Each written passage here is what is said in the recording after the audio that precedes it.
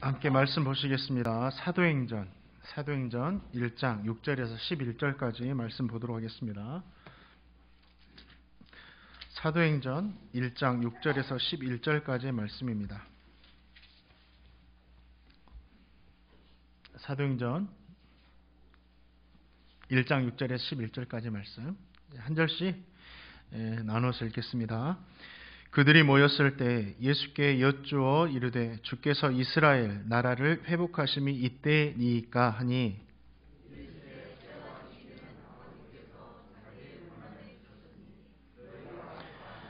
오직 성령이 너에게 마시면 너희가 권능을 받고 예루살렘과 온 유대와 사마리아와 땅끝까지 이르러 내 증인이 되리라 하시니라.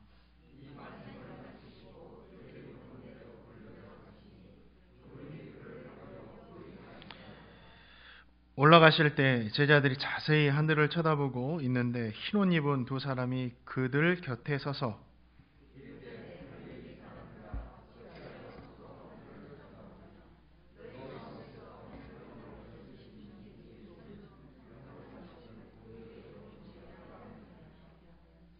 아멘. 예배하는 날 즐겁고 복된 날입니다. 예배하는 우리 성도님들에게 주님 주신 평강과 기쁨이 넘치시기를 축복합니다. 집에서 가정에서 또 영상으로 예배하시는 우리 성도님들 집중하셔가지고 또 예배를 통해 주신 은혜를 만끽하시기 바랍니다.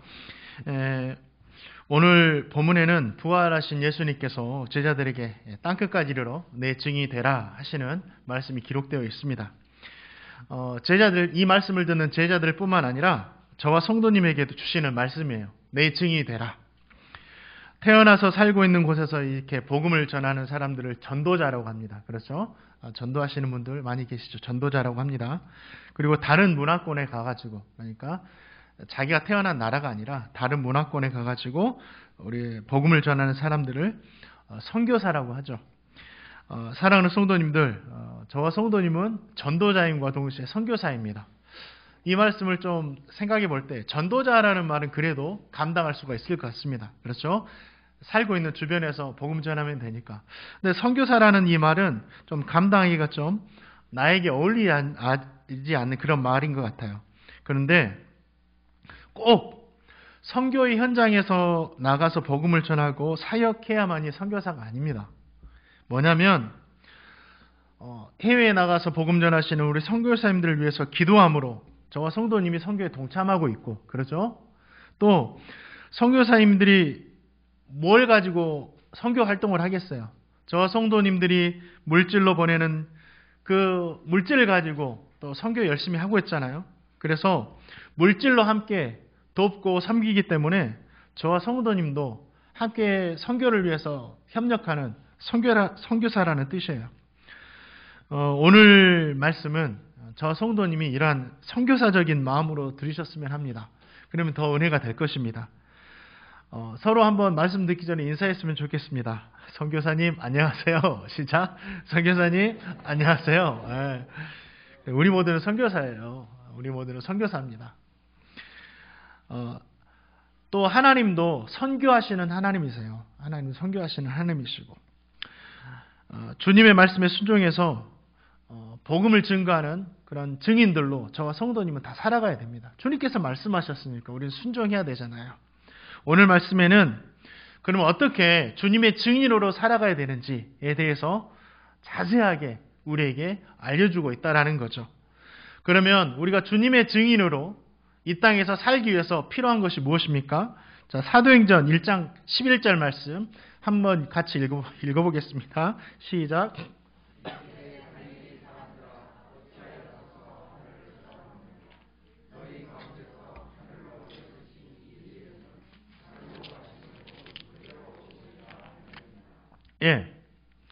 우리 주님은 하늘로 올라가신 그대로 내가 오겠다라고 분명히 말씀하셨죠. 그럼 오실 거예요. 저와 성도님은 주님의 재림을 기다리는 삶을 살아야 돼요.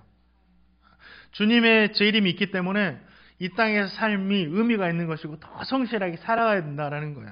자, 부활하신 주님께서 제자들을 만나신 후에 예루살렘을 떠나지 말고 하나님께서 아버지께서 약속하신 것, 성령님이죠. 이 성령을 기다리라 말씀하셨습니다. 예수님의 이야기를 들은 제자들은 어떻게 질문하냐면 주님께서 이스라엘을 회복하심이 이때입니까? 라고 물어봅니다. 오늘 말씀에 보니까 이 말은 어떤 의미가 있냐면 주님 이제 드디어 이스라엘이라는 이 국가를 회복할 시간이 된 것입니까? 물어보는 거예요. 주님, 이제 정말 이스라엘이 회복될 시간이 바로 다가왔습니까? 이렇게 질문한 거죠. 제자들이 이렇게 예수님께 질문한 이유가 있습니다. 유대인들에게는 종말의 때가 오면 메시아가 강림해서 악인들은 벌하시고 이스라엘의 메시아 왕국을 건설하실 것이다 라는 믿음이 있었어요. 그들은 메시아가 오셔서 하나님의 나라가 아니라 이 땅에서 그러한 메시아 왕국이 이루어질 거라는 생각이 있었다라는 거죠. 그래서 이 제자들도 유대인이었기 때문에 이런 생각을 바탕으로 예수님께 질문을 한 거죠. 부활하신 주님을 만났음에도 불구하고, 그렇죠. 부활하신 주님을 만났음에도 불구하고 아직까지 주님께서 3년이나 밤낮 가르치셨던 그 말씀을 깨닫지 못하는 거예요. 하나님의 나라가 무엇인지, 천국의 백성이 무엇인지도 모른 채 여전히 이 땅의 삶에만 지금 제자들이 머물고 있었다라는 거죠. 이러한 제자들의 모습을 보면 참 답답하기도 하죠. 예수님이 십자가에 돌아가시고 부활하셨음에도 불구하고 아직도 깨닫지를 못하고 있다니. 그런데 이 모습은, 제자들의 관심은 저와 성도님의 관심이기도 해요. 그러죠?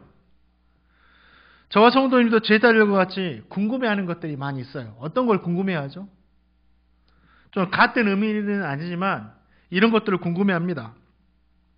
주님이 언제 재림하실까? 그렇죠? 네. 주님이 언제 재림하실까?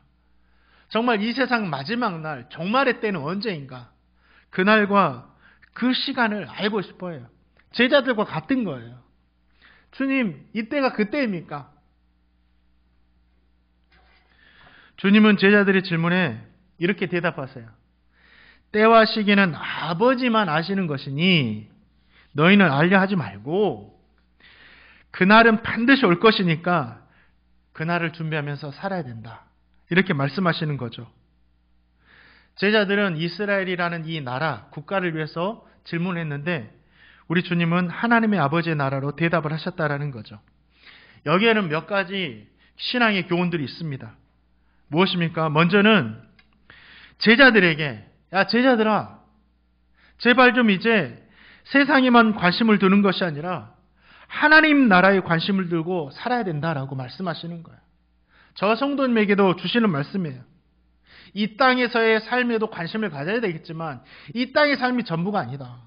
정말 영원한 하나님의 나라가 있기 때문에 그 나라에 관심을 갖고 살아라 하시는 말씀이에요. 또 한 가지는 삶의 자세를 강조하시는 겁니다. 삶의 자세를. 성도들에게 중요한 것은 무엇입니까? 재림의 때와 그 시간을 아는 것이 아니에요. 성도들에게 중요한 것은 재림의 때를 어떻게 준비하는가에 있습니다. 주님은 그거 말씀하는 거예요. 그 시와 그때 너희들 알려 하지 말고 그날을 준비하면서 살아야 된다. 이 삶의 자세를 강조하는 거죠. 왜입니까? 재림의 시간과 재림의 때를 알고 있어도 저와 성도님이 준비되지 못하면 어떻게 되겠어요? 그 시간은 우리에게 멸망의 시간이 될 거예요. 그렇죠? 그러나 저와 성도님이 그날과 그 시간을 알지 못하고 있더라 하더라도 주님의 말씀 붙들고 믿음의 준비 잘 되어 있으면 어느 날 갑자기 그 날이 이루어진다 할지라도 저와 성도님에게는 그 시간은 기쁨의 시간이고 영광의 시간이 될 것이기 때문입니다. 저와 성도님은 잘 믿음 준비 잘했으면 좋겠어요. 주님의 재림의 시간에만 관심을 가지면 신앙도 삶도 건강하지를 못합니다. 그날과 그 시간에만 관심을 맞추면 자신의 주어진 삶에 대해서 최선을 다하며 살지를 못한다라는 거죠. 저와 성도님은 많이 경험을 했어요. 어떻게 경험했습니까? 많이 봤다라는 거죠. 시한부 종말론자들에게 속아서 삶을 다 던져버리고 주님의 재림에만 매달려 살아가는 사람들이 있다라는 거예요. 이단에 빠진 사람들이 있다라는 거죠. 어쩌보면 신천지도 그런 사람들입니다. 또 신천지뿐만 아니라 시한부 종말론자들이 얼마나 많은지 몰라요. 딱 시간을 정해놓고 그때 주님 오신다 해가지고 거기에 모든 타이밍을 거기에 맞추는 거예요. 그러니까 자신의 삶도 무너지고 신앙도 다 무너지는 거죠. 구체적으로 어떻게 됩니까? 몇 날 며칠 몇 시에 주님 오신다는 계시를 받았다고 말을 해요. 그러면 사람들이 그걸 믿어요. 야, 저 사람은 하나님의 음성을 들으니까 영적인 사람이라고. 그런데 하나님은 이 성경을 벗어나서 계시하지 않습니다. 의심해 봐야 돼요. 이 성경을 벗어나서 하는 소리는 의심을 해야 됩니다. 거기에 말을 듣고 야, 저 사람은 정말 하나님의 음성을 들으니까 신령한 사람이라 푹 빠져요. 그리고 그날과 그 시간 주님 오실 것이라고 믿고 기다려요. 어떻게 기다립니까? 틀려요. 삶이 틀려져요. 직장도 학교도 가지를 않아요. 학교도 그냥 자퇴를 하더라고요. 그리고 가정생활도 하진 않아요. 엄마 아빠 내 말 안 믿어준다고 엄마 아빠 빠이빠이 합니다. 가장은 자신의 부인도 버리고 자녀들도 버려요. 그날 그 것이 나 준비해야 되니까. 집도 팔고 땅도 팔고 가진 것 재산도 다 팔고 그 정한 시간을 기다려요. 얼마나 뜨겁게 기다리는지 모릅니다. 삶에 대한 책임과 의무를 다 하지 않고 오직 예배당 안에 머물면서 막 기도만 하는 거예요. 주님 오신다고. 그런데 이러한 모습은 주님의 재림을 기다리는 모습이 아니에요. 주님이 원하시는 삶도 아닙니다. 주님은 분명히 말씀하셨어요. 하나님은 6일 동안 힘써 일해라. 그리고 하루는 하나님이 기억하며 예배해라. 저와 성도님이 정말 건강한 삶 6일 동안 열심히 일하는 거고 하루는 하나님 기억해서 예배하는 거예요. 다 팽개치고 일주일 내내 이렇게 하는 게 절대 아닌 거예요. 그렇게 된다면 이 세상은 금방 망할 거예요. 설령 그럴 줄 없지만 내일 주님이 오신다고 해도 오늘 이 시간 나에게 주어진 삶을 성실하게 행하는 것이 정말 주님을 기다리는 사람들의 삶이에요. 오늘이 정말 예배하는 날이면 교회에 모여서 열심히 예배 드리는 거예요. 그러죠? 오늘이 밭에 나가서 일을 하는 날이면 밭에 나가서 열심히 씨 뿌리고 밭을 갈면 됩니다. 오늘이 가족 모두가 여행 계획이 짜여진 날이면 주님 안에서 가족들과 여행 떠나서 행복하게 지내면 돼요. 가정과 행복하게 지내는 것이 주님의 일이 아닙니까? 주님의 일이에요. 주님은 분명 말씀하시잖아요. 주님의 재림의 날에 맷돌을 갈고 있으면 맷돌을 갈다가 주님 만나게 될 것이다. 주님의 재림의 날에 믿음 안에서 너희들이 잠자는 시간 때 잠자고 있으면 잠자고 있다가 주님을 만나게 될 것이다. 이렇게 말씀하십니다. 가지고 있는 재산도 다 팔아서 하나님께 드리면 안 됩니다. 목사가 그런 말을 해? 가지고 있는 재산을 다 팔아서 하나님께 드리지 말라고? 드리면 안 돼요. 정말 그렇게 하고 싶은 마음이 있으면 자녀들에게 유언으로 남기세요. 유언으로. 아빠 엄마가 죽거든 모든 재산을 행복누리교회를 통해서 하나님께 드려라. 이 땅에서는요 우리에게 물질이 필요합니다. 이 땅에 사는 동안 잘 관리하세요. 내일 주님 오신다고 다 드려버리면 안 됩니다. 자기가 다 이 땅에서는 잘 관리하세요. 알았죠?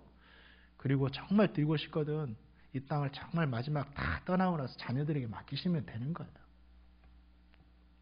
그것이 주님의 재림을 기다리는 성도들의 모습이에요. 주님은 약속하신 것처럼 분명히 다시 오실 거예요. 저와 성도님 모두가 주님의 재림을 사모함으로 기다려야 됩니다. 그러면 사모함으로 기다린다는 게 무엇이냐? 제가 말씀드렸잖아요. 열심히 주어진 삶을 사는 겁니다. 그리고 말씀 붙들고 주님을 기다리면서 최선을 다해 살아가는 거예요. 그럴 때 저와 성도님의 삶을 통해서 주님이 증거되는 거예요. 야, 저 사람 말씀 붙들고 사네? 또한 그것이 주님의 재림을 기다리는 성도들의 건강한 모습이에요. 모두가 그렇게 살아가실 수 있기를 주님의 이름으로 축복합니다. 또 우리가 주님의 증인으로 살기 위해서 필요한 것이 있습니다. 삶에 대해서도 최선을 다해 살아야 되지만 주님의 복음을 증거해야 된다라는 거예요. 주님의 증인이 뭐예요? 주님의 복음 증거하는 사람입니다. 자, 사도행전 1장 8절 말씀 한번 같이 읽어보겠습니다. 사도행전 1장 8절 말씀. 자, 같이 읽겠습니다. 성경책을 보시고 읽겠습니다. 시작. 오직 성령이 너희에게 임하시면 너희가 권능을 받고 예루살렘과 온 유대와 사마리아와 땅끝까지 이르러 내 증인이 되리라 하시니라. 그렇죠? 다시 오실 주님을 기다리면서 하루하루 성실하게 말씀 붙들고 살아가는 것이 성도의 본분이에요. 그렇죠? 직장에 나가서 일을 한다고 해서 그냥 세상 일이라고 생각하면 안 돼요. 그것도 주님의 일이에요. 주님의 일이에요. 열심히 건물 청소하셨습니까? 우리 어머니 열심히 1층부터 5층까지 오르내리면서 병원 건물 청소하고 계단 닦으셨는데, 그리고 그거 가지고 헌금 드리고 살아가셨는데, 그거 주님의 일이에요. 얼마나 거룩합니까? 그러한 삶을 살면서도 잊지 않아야 되는 게 있어요. 왜 우리가 성도로서 성실함으로 살아야 되는가? 그것은 저와 성도님들이 인정하든지 인정하든지 않든지 주님을 전하는 증인으로 저와 성도님이 살고 있어요. 내가 주님의 증인으로 살고 있다고? 여러분, 주님의 증인으로 살고 있어요. 왜 그렇죠? 예수님을 믿고 하나님의 백성이 될 순간부터 우리는 그 사실을 깨닫고 알아야 돼요. 예수 믿고 사는 순간부터 우리는 주님의 증인이 되었어요. 세상 사람들은 자신은 예수님을 믿지 않지만 예수님을 믿는 사람들을 보고 판단을 해요. 생각을 하죠. 야, 저 사람 정말 예수님 믿는 사람 같다. 예수님이 정말 저 사람 보니까 살아계신 거 맞네. 평가를 한다라는 거예요. 또 반대로 평가할 때도 있어요. 야, 예수 믿는 사람 더하네 더해. 야, 그런 예수라면 나 안 믿을래. 어디 교회 다녀? 평가를 한다라는 거죠. 저와 성도님은 삶을 통해서 지금 예수님을 증거하고 있다라는 것을 잊어서는 안 돼요. 정말 이건 무서운 걸 수도 있고 축복일 수도 있어요. 그래서 주님이 그러잖아요. 바리새인과 종교 지도자들에게 너희는 이 이스라엘 백성들을 더 배나 너희보다 더 지옥 자식이 되게 한다고. 예수님의 말씀을 가르치면서 하나님 말씀을 가르치면서 더 지옥 자식이 되게 한대요. 우리는 그런 모습이 없는가를 늘 두렵고 떨림으로 살펴봐야 된다는 거예요. 우리 주님의 증인이에요. 저와 성도님은 삶을 통해서 예수님을 증거하고 있음을 잊지 마시기 바랍니다. 그리고 삶으로만이 아니라 더 적극적으로 우리 입술로 복음을 증거하며 살아야 돼요. 전하지 않으면 누가 듣겠느냐 말씀하시잖아요. 우리 입술로 전해야 돼요. 누가 듣겠어요? 듣기 싫어도 해야 돼요. 듣기 싫어도 해야 돼요. 거부해도 해야 돼요. 지금은 좀 지혜가 필요해요. 복음 전하는 지혜가 필요한 시기예요. 정말 이 지혜를 어떻게 사용할 것인가? 교회에 다 나가서 예배하는 자체도 어려운 상황인데 그 사람들이 나가서 교회 가자 하면 예수를 믿자 하면 얼마나 힘들 것인가? 그래 다른 거 없는 것 같아요. 그냥 교회에 서게 하지 말고 오늘 복음 증거를 하겠습니까? 예수님이 당신을 사랑합니다. 예수님 믿으세요. 그 한마디만 하면 될 것 같아요. 주님의 증인으로 살아가는 것은 저와 성도님이 예수님을 믿고 하나님의 자녀가 되게 하시는 이유이고 목적이에요. 왜 예수님 믿게 하셨고 하나님의 백성으로 삼아주셨을까요? 야, 너희들 구원받고 천국의 소망 가지고 너희들 개인의 구원을 위해서 열심히 살아라 이렇게만 하셨을까요? 아니에요. 결국은 이겁니다. 주님의 증인이 되어라. 주님의 증인이 되어라. 주님은 제자들을 향해서 주님의 증인이 되어야 하는 장소까지 구체적으로 말씀해 주셨어요. 야, 너희들 여기서 주님의 증인으로 살아야 돼 라고 말씀해 주셨습니다. 먼저는 오늘 말씀 보니까 예루살렘과 온 유대에서 복음을 증거하래요. 예루살렘과 온 유대. 자, 예루살렘은 정말 많은 유대인들이 막 모여드는 거예요. 절기마다 모여들고 제사 때마다 모여드는 곳이 이 예루살렘이었어요.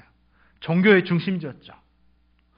성전이 있었고 대제사장이 있고 레인들이 있고 수많은 종교 지도자들이 있는 그런 도시였습니다.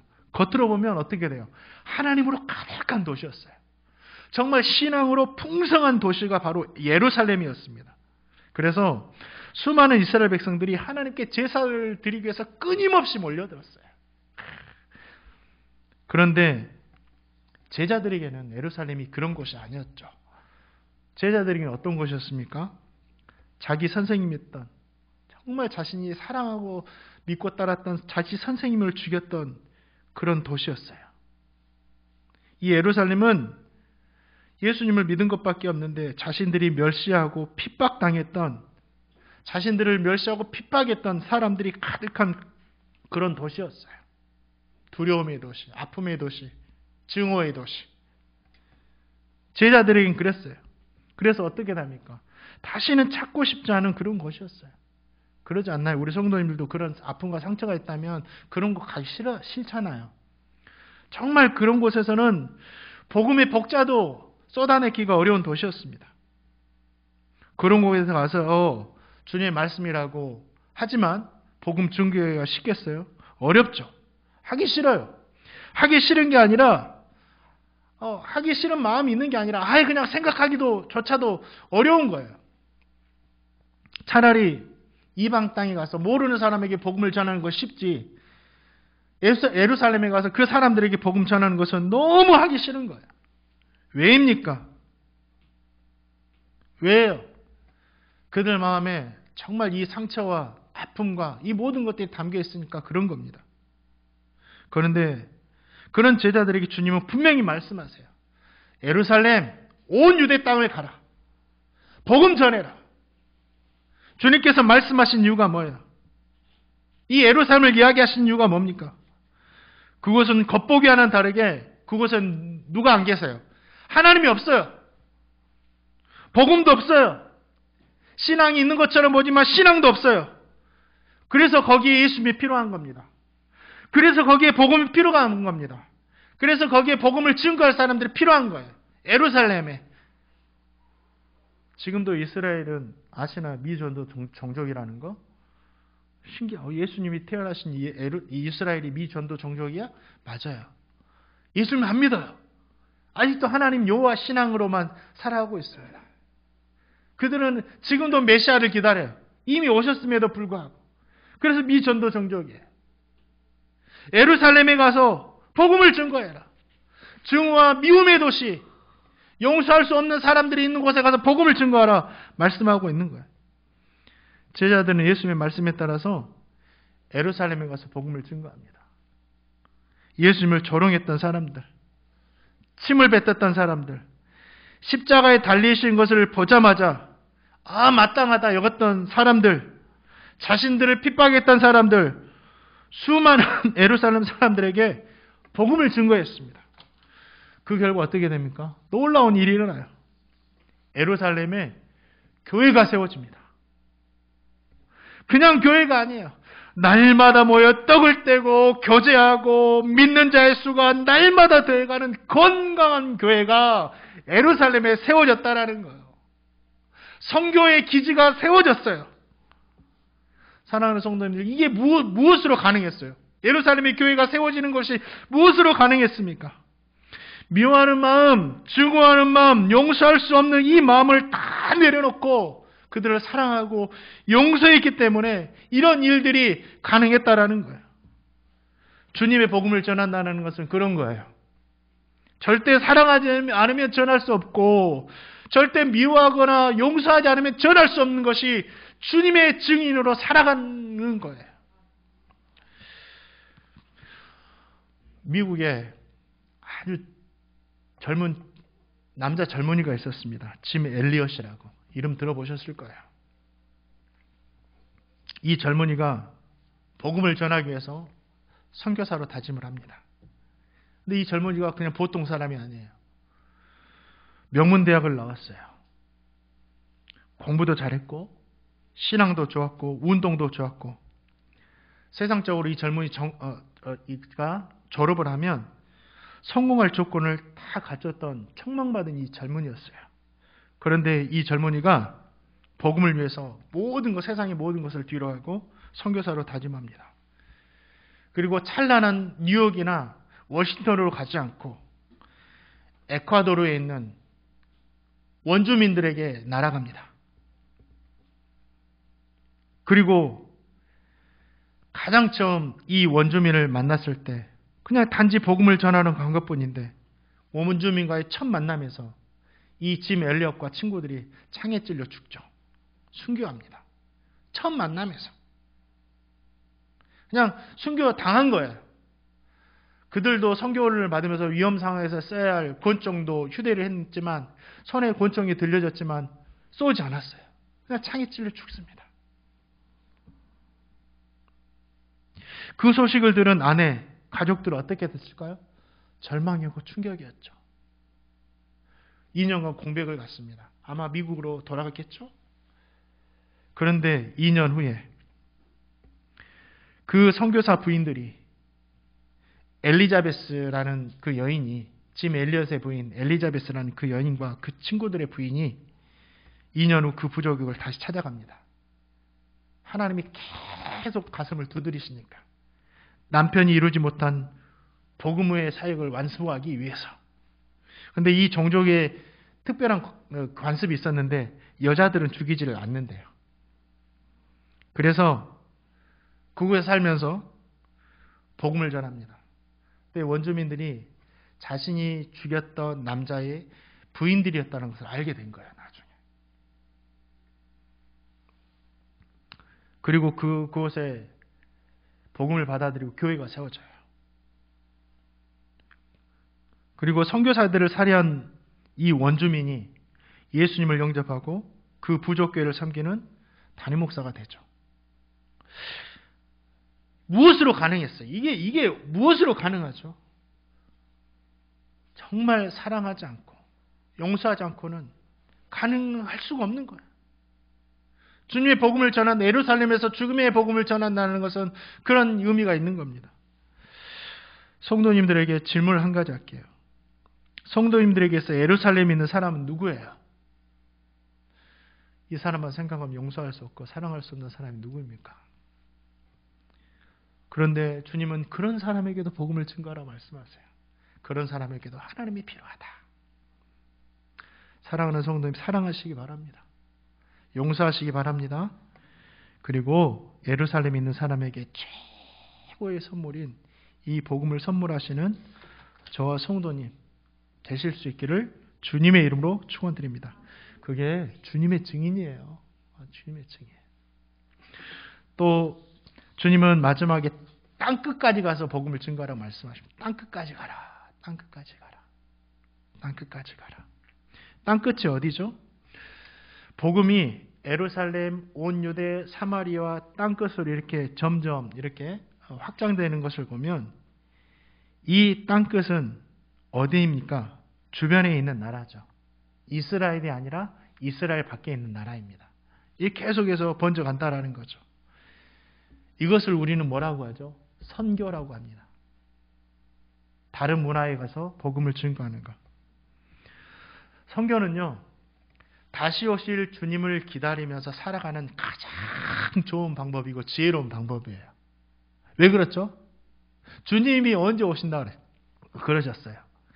너희들이 가장 위험한 순간에 멋지게 짠 등장한다 하지 않으셨죠. 주님이 언제 오신다고 하셨냐면 이 천국의 복음이 모든 민족에게 증언되기 위하여 온 세상에 전파되리니 난리와 난리, 기근, 전쟁 일어나도 주님 안 오셔요. 언제 오신다고요? 온 세상에 이 천국의 복음이 전파되리니 그제야 끝이 오리라. 주님은 이 천국의 복음이 다 증거되면 온다라는 거. 모든 사람에게 이 복음의 기회를 주신다라는 거. 한 사람도 빠짐없이. 선교를 한다는 것은요, 주님이 오실 날을 앞당긴다라는 거예요. 주님 보고 싶어요, 보고 싶어요, 보고 싶어요. 그런 마음이 있다면 전도하세요. 그게 주님을 가장 빨리 볼 수 있는 방법입니다. 2020년 세계 선교 보고를 보면 미전도 종족입니다. 7,400여 종족이 있다고 합니다. 많이 줄었어요. 인구수로 하면 32억 명쯤으로 추산이 된답니다. 이것은 어느 정도 되면 세계 인구를 분포했을 때 어느 정도 되냐면 약 3분의 1 정도. 그러니까 지금도 세계 인구의 약 3분의 1 정도가 뭐예요? 복음을 듣지 못하고 있대요. 2020년의 보고입니다. 어떤 기준으로 보느냐에 따라서 숫자는 좀 달라지기도 하지만 온 교회들이 그렇게 선교를 위해 달려왔음에도 불구하고 아직도 복음을 듣지 못하는 사람들이 전 세계 인구의 3분의 1이나 된다라는 거예요. 이렇게 생각하면 주님 오실 날이 좀 멀었던 것 같아요. 섭섭해요, 주님. 더 빨리 오셔야 되는데. 저는 한 10% 남았나 생각했는데 그러지 않더라고요. 선교가 쉬운 게 아니라는 거죠. 그렇게 선교사님들이 많이 피 뿌리셨고 순교하셨고 정말 우호지에 나가서 그렇게 선교하셨음에도 불구하고 전 세계 교인들이 선교를 위해서 그렇게 기도하고 물질을 드렸음에도 불구하고 아직도 복음을 전할 곳이 이렇게 많다라는 거예요. 선교는 진짜 힘든 겁니다. 자, 일례로 어떻게 선교가 진행되냐면 잘 들어보세요. 성경 번역 선교회라는 곳이 있어요. 성경을 번역해서 그냥 성경을 번역해서 선교하는 거예요. 말 그대로. 이 선교회는 어떻게 선교하냐면 선교사님 한 분이 훈련을 받아요. 훈련을 받고 그리고 알지 못하는 부족에게 들어갑니다. 그래서 그 부족과 함께 그 마을에서 먹고 마시며 살아가요. 그런데 그 부족에게는 말은 있어요. 언어는 있는데 언어는 문자가 없어요. 문자가 없으면 어떻게 성경을 번역할 거예요. 그러니까 이 선교사님들이 어떻게 하냐면 살아가면서 먼저는 그분들의 언어를 습득합니다. 문자가 없는 언어를 습득하기 얼마나 힘들겠어요. 그러면서 한 개 알아내요. 이걸 땅에서 줘가지고 막 흔들면서 여러 사람이 물어봐요. 얘가 물어보겠죠? 그러면 이거는 어떤 사람이 뭐라고 하는데 돌이다 해가지고 10명에게 물어봐서 8명이 말하는 게 그 단어예요. 그래서 쓰는 거예요. 돌, 나무, 바람 이렇게 해가지고 이 단어 하나하나를 다 알아냅니다. 그래서 습득을 해요. 언어를 다 습득을 해요. 그리고 기록하겠죠. 그리고 그런 후에 그들에게 맞는 문자를 만들어냅니다. 이 선교사님들이 그들에게 맞는 문자를 만드는 알파벳을 사용하든지 뭐 하든지 해가지고 만들어내는 거예요. 그런 후에 어떻게 하냐면 이 문자를 만들어낸 걸 가지고 그 나라의 언어로 된 그 나라의 문자를 가르칩니다. 세종대왕이 문자를 만들어서 백성에게 널리 이롭게 했던 것처럼 이분이 세종대왕이 되어서 그 사람들에게 문자를 가르치는 거예요. 그러면 이 사람들이 문자를 배우고 언어가 있는 문자를 배우는 거죠. 그 후에 어떻게 하냐면 그 중간에는 이제 복음을 막 증거하시겠죠. 그리고 제일 마지막에는 뭐냐면 이 문자로 가르친 문자로 성경 한 권을 번역합니다. 근데 창세기부터 요한계시록까지는 아니고 복음서 하나를 번역하시겠죠. 마태복음 번역하셔가지고 다 번역해 놓고 예수님 영접시키고 그 성경 번역 한 권을 딱 주고 현진 지도자 세우고 빠져나오는 거예요.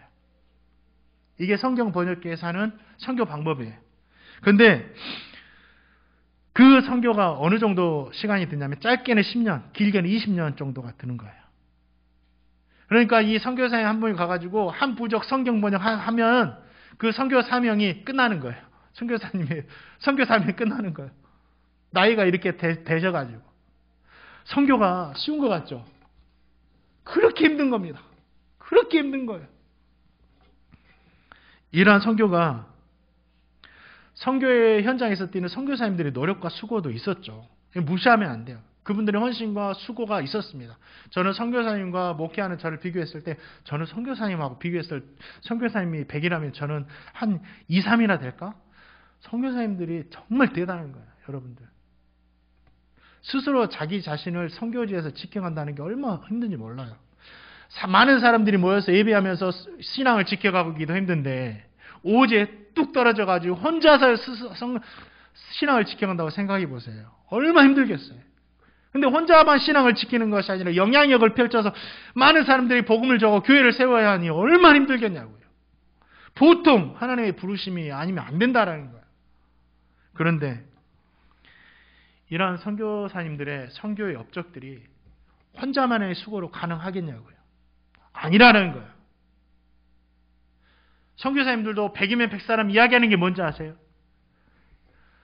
성도님들이 없었으면 이 선교는 불가능했다고 그래요. 기도하고 물질로 후원하는 성도님들이 없었으면 이 선교는 불가능했다라고 이야기를 합니다. 정말 그래요. 그래서 우리 성도님들이 선교사인 거예요. 선교사님들이 인정을 해요. 나의 선교는 하나님의 은혜지만 성도님들의 협력이 있었다라고. 어떤 집사님이 몸이 아파서 치료를 해도 치료가 되지 않으니까 이번 최후의 방법으로 어디로 가냐면 이제 기도원으로 들어갔습니다. 기도원으로 들어가지고 이제 하나님께 매달린 거죠. 처음에는 움직이지도 못하고 계속 누워만 있었어요. 눈만 끔뻑끔뻑 하면서. 그러나 어느 날 하나님 은혜 주셔가지고 예배당 가서 예배하고 찬양하다가 은혜 주셔서 팔이 움직이고 눕고 있다가 앉게 되고 앉게 있다가 일어서게 되고 일어서다가 조금씩 걷게 되고 이렇게 됐어요. 이 젊은 집사님이. 그래서 하나님의 은혜가 너무 감사해서 그 기도원에서 정말 봉사를 열심히 했어요. 몇 년 동안 봉사를 하고 이제 세상으로 나가야겠다라는 생각이 있어서 내려오셨습니다. 근데 기도원에서 몇 년 동안 봉사했으니까 어느 정도의 또 물질도 모았겠죠. 살아가는 기초적인 것들은. 이제 생활을 해야 되는데 이분이 닥치는 대로 정말 성실하게 사셨어요. 교회에서 집사님이셨는데 정말 성실하게 사셨습니다. 사람들이 허드렛 일이라고 하는 것까지 그것도 주님이 주셨다고 생각하면서 아멘으로 잘 감당하시며 하셨어요. 그래서 이분이 간증하는 게 어느 날 길을 가는데 조그만 버스 정류장에 있는 조그만 한 3평짜리 되는 그 만두 가게, 홀도 없고 그냥 직접에서 주는 그 만두 가게를 보면서 하나님 저것만 나에게 주시면 내가 먹고 살 수 있겠는데요. 하면 기도하기 시작한 거예요. 근데 바로 주시진 않고 어느 정도 흘러서 기회가 돼가지고 그 만두 가게를 기도대로 인수하시게 된 거예요. 너무 감사했대요. 그래서 만두를 빚는데 집에서 빚고 또 가게에서도 빚고 파는데 맛있다고 소문이 나가지고 정말 잘 된 거예요. 너무너무 잘 된 겁니다. 어느 날 선교사님 한 분이 그 집사님을 찾아갔어요. 자기의 사정을 말하고 도와달라고 하는 거죠. 이분이 좀 기도하고 시간을 갖자고. 그러면서 은행에 가서 자기가 모았던 돈을 다 찾습니다. 찾아가지고 선교사님을 만나요. 선교사님을 드리면서 선교사님, 이 물질은 제가 정말 기도하고 땀 흘려서 성실하게 모은 돈입니다. 이 돈은 제가 나라에 세금 낼 거 다 세금 내고 모은 돈입니다. 무엇보다 중요한 것은 이 돈은 제가 하나님께 11조 바칠 거 다 바치고 나서 모은 돈입니다. 선교사님, 이 물질 가지고 일하시면 잘 될 거예요. 걱정하지 마세요. 하면서 드리더래요. 오늘 말씀을 준비하다가 그 이야기가 생각났어요. 저는 성도님들이 하나님께 드린 성경금이 그 만두가게 집사님의 헌금이라고 생각돼요. 그렇죠? 우리 성도님들 다 열심히 올리시고 한 달 동안 들을 소리 안 들을 소리 다 참아내시고 잠잘 거 아끼고 하면서 모은 이 물질, 하나님께 또 드릴 거 드리면서 이 모은 물질로 하나님께 헌금을 또 드리잖아요. 하나님이 그렇게 드린 성도들의 헌금이 헛되게 하시겠습니까? 저는 그 것들이 생각나가지고 이 말씀을 드리고 싶었다라는 거죠. 선교사님들이 선교 현장에서 사역하지만 그 선교는 성도님들의 협력이 없이는 이루어질 수 없는 거다. 사랑하는 성도님, 그렇게 저 성도님이 쓰임받고 있어요. 쓰임받고 있어요. 많이 드렸냐 못 드렸냐 이거는 상관하지 않아요. 정말 우리의 마음을 보시니까 선교에 동참하는 마음으로 드렸을 때 하나님께서 그것을 귀하게 쓰시더라는 거예요. 사랑하는 성도님들, 주님 오시는 그날까지 땅끝까지 전파해라. 그 사역에 기도함으로 물질로 아낌없이 쓰임받는 저 성도님 될 수 있기를 주님의 이름으로 축원드립니다. 끝으로 우리의 이런 사역을 감당하기 위해서 무엇이 필요할까요? 오직 성령의 임하심, 성령의 권능을 받아야 된다는 거예요. 우리 힘으로 됩니까? 아니에요. 오늘 말씀에도 오직 성령이 너에게 임하시면 너희가 권능을 받고 증인이 될 수 있다는 거예요. 우리 힘으로 안 되는 거예요. 오직 성령의 권능을 받고 되는 겁니다. 새벽 예배 마치고 이제 그 권사님들과 운전하고 돌아가는데 이 권사님이 이런 말씀 하시더라고요. 기도도 내가 할 수 있다고 생각했는데 성령께서 도와주시지 않으면 절대로 할 수가 없습니다. 내가 무엇이라고 할 수 있다고 하는 것이 그게 교만이다고. 이야기를 듣고 100% 동의했습니다. 저도 마찬가지거든요. 우리가 무엇이라고 기도를 할 수 있다는 거예요. 없어요. 성령께서 도와주시지 않으면 할 수 없어요. 기도뿐 아니라 주님의 증인의 삶도 마찬가지입니다. 주님께서 도와주시지 않으면, 성령께서 도와주시지 않으면 우리는 할 수 없다라는 거예요.